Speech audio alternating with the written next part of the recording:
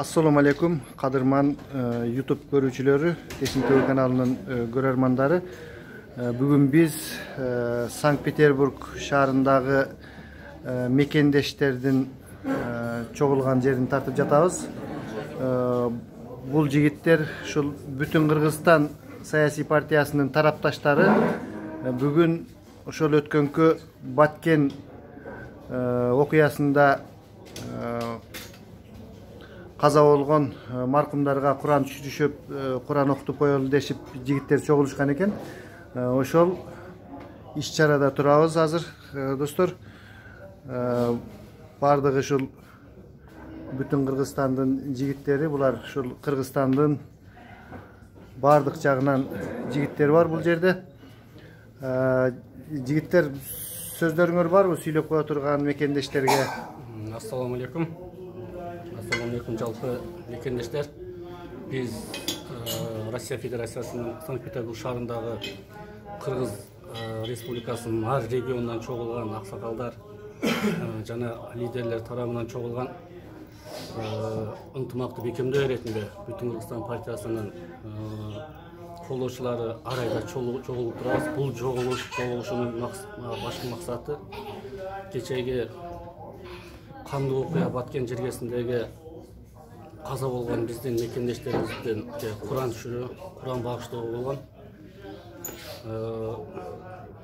Баткенде болгон окуядагыларга бардыгына сабыр берсин Аллахым, кайтыш болуп кеткендердин жаткан жери жайлуу топурага торкоо болуп, билип билбей калган күнөөлөр болсо кечирсин.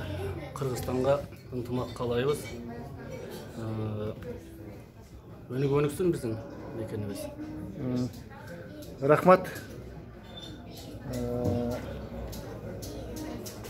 Өзүңүздү тааныштырып койсоңуз? Атым Канат Карагулов, Өзгөн районунан болом. Учурда Санкт-Петербургда. Бүтүн Кыргызстан саясий партиясында канча жылдан бери жүрөсүз? Негизи жашым 18. Бүтүн Кыргызстан партиясы түптөлгөн амаштагы эле Бүтүн Кыргызстан партиясында мүчөсүмүн. Ал эми Адахан Кимсарынбаевдин лидерин. Жашым 18-ге толгондон бери эле шайлап колдоп келем. Рахмат. Урматтуу көрөрмандар, мына дагы бир-эки аксакалдарга сөз берип коелу.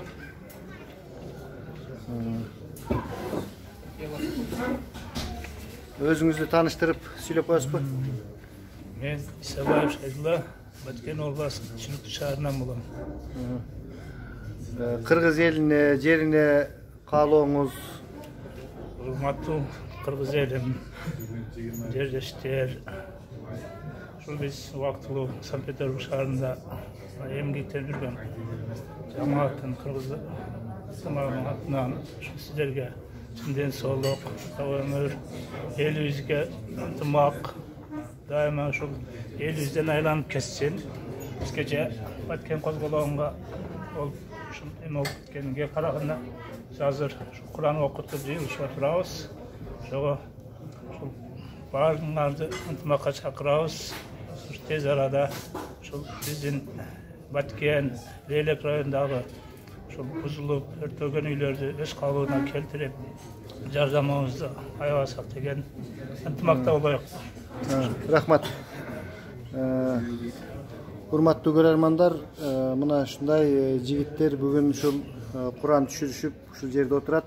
Айта кетмекчибиз, ушул мындан кийин мындай нерсе кайталанбасын, эли журтубуз тынч болсун, жакшы учурларда жолугуп жүрөлүк. Саламатта туруңуздар.